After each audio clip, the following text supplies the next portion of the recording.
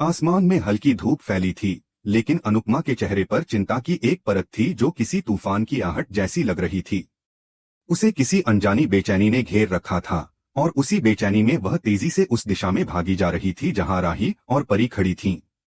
उसकी सांसें तेज थीं, हाथ में एक पर्स था जिसे उसने खुद नहीं बल्कि राही और परी के लिए वापस लाने का बीड़ा उठाया था। उसकी आंखों में सिर्फ एक ही मकसद था, रिश्तों की डोर को फिर से जोड़ना, उन्हें वापस वहीं ले जाना जहां वे कभी थे। जैसे ही अनुपमा राही और परी के पास पहुंचती है, वह अपनी कांपती हथेली से पर्स देने के लिए हाथ बढ़ाती है, होठों से उनकी पुकार निकलती है, राही, परी, ये लो, लेकिन उसकी आवाज जैसे रेत में गुम हो जाती है। राही और परी पलटती हैं और उस क्षण अनुपमा की आंखें ठहर जाती हैं। उसकी रूह कांप उठती है, जैसे किसी ने जमीन खींच ली हो उसके पैरों के नीचे से। सामने जो खड़ी थी वो कोई और नहीं बल्कि उसकी राही थी, और साथ में उसकी प्यारी पोती परी। लेकिन ये मिलन का क्षण नहीं था। यह एक ऐसी टकराहट थी जिसमें सिर्फ दर्द और अस्वीकार था। राही की आंखों में गुस्सा था, और वह अनुपमा को देखकर और भी भड़क जाती है। वह गुस्से में दहाड़ते हुए कहती है, क्या तुम्हारा दिमाग खराब हो गया है? मैंने तुमसे कितनी बार कहा था कि मेरे आसपास मत आना।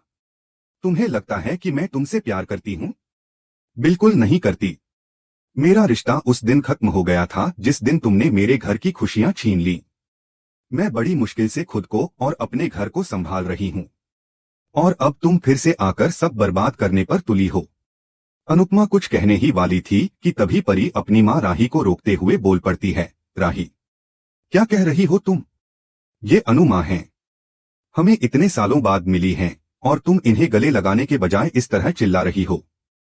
क्या तुम्हें जरा भी एहसास नहीं हो रहा? लेकिन राही का गुस्सा अभी थमा नहीं था। वह मुंह फेरते हुए कहती है, तो मैं क्या करूं परी? क्या तुम भूल गई हो कि हमने कितनी बड़ी गलती की थी? आज हमारा घर बिखरा हुआ है, हमारी खुशियां कहीं खो चुकी हैं, और इसकी जड़ में। लेकिन इससे पहले कि वह फिर से कुछ कहती, परी ने अपनी बात स्पष्ट शब्दों में रखी, राही, देखो, बुरा मत मानना, लेकिन अनु माँ की कोई गलती नहीं थी। अगर होती तो मैं मान भी लेती, पर उन्होंने कुछ भी गलत नहीं किया। उन्हें क्या पता था कि आर्यन उस तरह से धोखा देगा? और आर्यन ने जो किया वो पूरी तरह उसकी जिम्मेदारी थी, अनुमा की नहीं। अनुमा ने तो हमेशा हमारा भला ही चाहा है। वो तो उनका बड़प्पन है कि उन्होंने हमारे हर कटाक्ष को भी सह लिया। राही एक पल के लिए चुप हो गई, लेकिन उसकी आंखों में कठोरता अब भी मौजूद थी। मैंने कहा ना परी, तुम्हें इनका बचाव करने की कोई जरूरत नहीं है। तुम जितना इनसे जुड़ोगी उतना ही जहर घुलेगा तुम्हारी जिंदगी में। मैं जानती हूँ कि ये तुम्हारी भलाई चाहती हैं, लेकिन सच्चाई यह है कि जहाँ भी ये जाती हैं, वहाँ कुछ न कुछ बिगड़ जाता है। परी अब भी शांत नहीं होती। उसकी आवाज में दृढ़ता थी, और वह अपनी माँ को समझाने की पूरी कोशिश कर रही थी। अनुमा किसी का बुरा नहीं सोच सकती। तुम जानती हो राही, अनुमा कितनी अच्छी हैं। उन्होंने हमेशा सबका भला किया है, यहाँ तक कि अपना दर्द भी छुपा लिया, सिर्फ इसलिए ताकि हम खुश रह सकें। जिसके आत्मसम्मान का किला समय की मार से भी अडिग रहा। उसने जो प्यार किया वह रूह से किया, लेकिन बदले में उसे केवल धोखा और दर्द मिला। फिर भी उसकी आंखों में आज भी वो चमक थी जो टूटे सपनों की राख से जन्मी थी। झनक एक योद्धा थी, जिसने नारीत्व की परिभाषा को केवल सहने तक सीमित नहीं रखा, बल्कि अपनी ताकत और आत्मा के बल पर जिंदगी को आकार दिया। और जब झनक और ऋषि के बीच का रिश्ता सामने आता है, तो वह किसी साधारण प्रेम कहानी जैसा नहीं लगता। वह रिश्ता तो आत्माओं का संगम था। जब दुनिया सोती थी, तब उनकी भावनाएं जागती थी। झनक की एक पुरानी डायरी ने ऋषि को उसकी पीड़ा से रूबरू कराया था, और उस पीड़ा की समझ ने दोनों को एक अनोखे रिश्ते में बांध दिया था।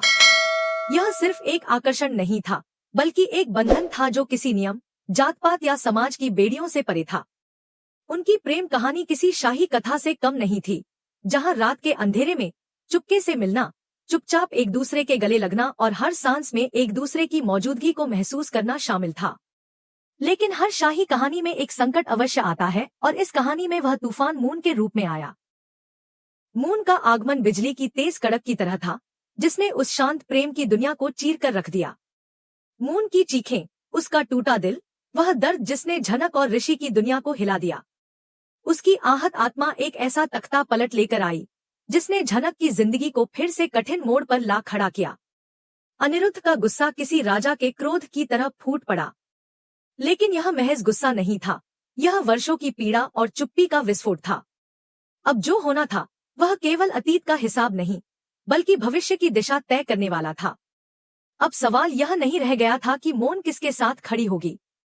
अब सवाल यह था कि क्या वह अपनी मां झनक को अपना पाएगी, क्या वह उस रिश्ते को फिर से जी पाएगी जिसे जन्म के साथ ही छीन लिया गया था। कहानी अब मोन, झनक और अनिरुद्ध की नहीं रही। यह कहानी अब उस वक्त की है जो बीते 20 सालों से थमा हुआ था और अब अपनी पूरी ताकत से बहना चाहता है। यदि आप चाहते हैं तो अगला भाग भी तैयार किया जा सकता है, जिसमें मोन और झनक की टकराहट, भावनात्मक सामना और अर्शी की प्रतिक्रिया दिखाई जा सकती है। जब राजमहल की तरह सजा वह घर एक युद्ध भूमि में बदलने लगा, तब हर कोई स्तब्ध था। किसी को यह समझ नहीं आ रहा था कि अचानक यह भावनाओं का विस्फोट क्यों हुआ है। मोन की चीखें, उसकी आंखों में दर्द और सन्निपात की स्थिति ने सभी को जैसे झकझोर दिया। उसका सवाल, यहाँ क्या हो रहा है, केवल एक जिज्ञासा नहीं थी, वह एक ऐसा प्रश्न बन गया जिसने हर छुपे हुए राज को बाहर आने पर मजबूर कर दिया। उस क्षण झनक को लगा जैसे उसे अब और चुप नहीं रहना चाहिए। उसका हृदय धड़क रहा था, लेकिन उसमें अब भय नहीं था, बल्कि अपने प्यार के लिए खड़े होने का साहस था। जैसे किसी रानी ने अपने सिंहासन से उठकर समूचे दरबार के सामने अपनी सच्चाई रख दी हो। झनक ने दृढ़ता से कहा, अगर प्यार करना गुनाह है तो हाँ, मैंने गुनाह किया है। लेकिन मैं उस गुनाह पर शर्मिंदा नहीं हूँ, क्योंकि वह प्यार सच्चा था, आत्मा से जुड़ा था। मैंने कभी किसी की जगह नहीं छीनी, सिर्फ अपने दिल की सुनी। उसकी आंखों में आंसू नहीं, बल्कि आग थी। वह एक योद्धा की तरह खड़ी थी और हर शब्द उसके आत्मसम्मान का ऐलान कर रहा था। ऋषि वहीं खड़ा उसकी बातों को सुन रहा था। उसकी आंखों में जो भाव था वह एक पुरुष का नहीं, बल्कि एक प्रेमी का था, जो अपने प्रेम की ताकत और सत्यता को अब छुपाना नहीं चाहता था। मोन का सदमा गहराता गया। उसे जब यह एहसास हुआ कि ऋषि और झनक का रिश्ता केवल गहरा ही नहीं, बल्कि वैवाहिक है, तो उसके भीतर का तूफान उग्र हो गया। उसके होश धीरे धीरे जवाब देने लगे और जल्द ही उसे अस्पताल में भर्ती कराना पड़ा। इस घटना ने पूरे परिवार को एक अजीब से तनाव में डाल दिया। मोन का गिरता स्वास्थ्य, अनिरुद्ध की भ्रिकुटियों पर उभरी सिलवटें और झनक के चेहरे पर बढ़ता दबाव, सब कुछ जैसे किसी अनदेखे तूफान का संकेत दे रहा था। अस्पताल के बाहर खड़ा अनिरुद्ध अब किसी सामान्य पिता जैसा नहीं दिख रहा था। उसकी आंखों में एक साथ गुस्सा, अपमान और असहायता थी। मोन की हालत का जिम्मेदार वह झनक और ऋषि को ठहराता है। उसका क्रोध किसी घायल सिंह के समान था जो अपनी संतान की पीड़ा को देखकर और भड़क गया था। तुम दोनों ने मेरी बेटी की जिंदगी बर्बाद कर दी, वह चीखा। मोन को क्या जवाब दूं मैं? उसे क्या बताऊं कि उसके जीवन की हर परत में सिर्फ धोखा है। वहीं दूसरी ओर अर्शी इस पूरे घटनाक्रम को अपने फायदे के लिए इस्तेमाल करने का अवसर ढूंढ रही थी। वह पहले से ही मोन और ऋषि के संभावित रिश्ते को लेकर असुरक्षित थी, लेकिन अब उसे लगता है कि झनक को बदनाम करने का सही वक्त आ गया है। वह मीडिया को बुलाने की योजना बनाती है, एक प्रेस कॉन्फ्रेंस जहां वह ऋषि और झनक के रिश्ते को सार्वजनिक करने वाली थी। उसका उद्देश्य केवल बदनामी नहीं था, बल्कि वह चाहती थी कि ऋषि की छवि धूमिल हो और झनक को समाज के सामने नीचा दिखाया जा सके। लेकिन कहानी यही नहीं रुकती। जब मीडिया के सामने सवालों की बौछार होती है और झनक से उसके रिश्ते के बारे में पूछा जाता है, तो वह एक पल के लिए भी नहीं हिचकिचाती। वह पूरे आत्मविश्वास से कहती है, हाँ, मैंने ऋषि से विवाह किया है। हम एक दूसरे से प्रेम करते हैं और यह रिश्ता छुपाने जैसा नहीं था, बस वक्त का इंतजार कर रहे थे। उसकी इस घोषणा ने सबको चौंका दिया। यहाँ तक कि मीडिया के कैमरे भी कुछ पल के लिए स्थिर हो गए। झनक का यह स्टैंड उसकी गरिमा और आत्मबल की मिसाल बन गया। ऋषि अब और नहीं छुपता। वह झनक के पास आता है, उसका हाथ थामता है और कहता है, मैं इस रिश्ते को गर्व से स्वीकार करता हूँ। झनक सिर्फ मेरी पत्नी नहीं, मेरी ताकत है। उस पल जैसे पूरी कहानी एक मोड़ पर आ गई हो, जहाँ प्यार को सामाजिक स्वीकृति नहीं, बल्कि आत्मीय स्वीकृति की जरूरत थी। अब झनक सिर्फ एक नारी नहीं थी, वह एक प्रतीक बन चुकी थी, उस साहस की जो दुनिया के हर बंधन को तोड़ने का मादा रखती है। अनिरुद्ध का चेहरा फिर से कठोर हो गया था, लेकिन इस बार उसके भीतर एक और चोट थी। मून की हालत और अब झनक का सच, दोनों ने उसे भीतर तक झकझोर दिया। ठीक उसी समय मून अस्पताल के गलियारे में नूतन की पुरानी डायरी लेकर आई। उस डायरी में वह राज छिपा था जिसे जानकर अनिरुद्ध को एक और गहरा झटका लगने वाला था।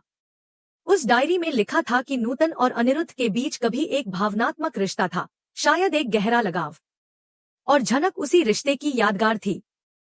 यह पढ़कर अनिरुद्ध को एहसास हुआ कि झनक से उसका रिश्ता केवल वर्तमान का नहीं, अतीत का भी है। अब अनिरुद्ध के सामने दो रास्ते थे, एक वह जो उसे अपने अहंकार के साथ लड़ाई जारी रखने को कहता था, और दूसरा वह जो उसे सच्चाई स्वीकार कर अपने रिश्तों को संवारने का मार्ग दिखाता था। उसकी आंखें बंद हो गईं और वह जैसे वर्षों पीछे लौट गया, जब झनक उसकी आंखों की चमक थी, उसका गर्व थी। क्या वह उस पुरानी मोहब्बत को फिर से जी पाएगा? क्या वह अपने गुस्से को छोड़कर झनक को स्वीकार करेगा? रिश्तों का यह उलझा जाल अब धीरे धीरे खुलने लगा था। मौन, झनक और अनिरुद्ध के बीच की दूरी अब केवल भावनात्मक नहीं, बल्कि पीढ़ियों की थी। लेकिन सच का उजाला धीरे धीरे हर कोने में फैल रहा था। अब देखना यह है कि यह उजाला किसे आंखें खोलने पर मजबूर करेगा और किसे अंधेरे में ही रहने देगा। झनक का यह अध्याय नारीत्व, प्रेम और आत्मबल का प्रतीक बन चुका था। उसकी आवाज में अब शिकायत नहीं, संकल्प था, और यही संकल्प उसे इस कहानी की असली महारानी बनाता था।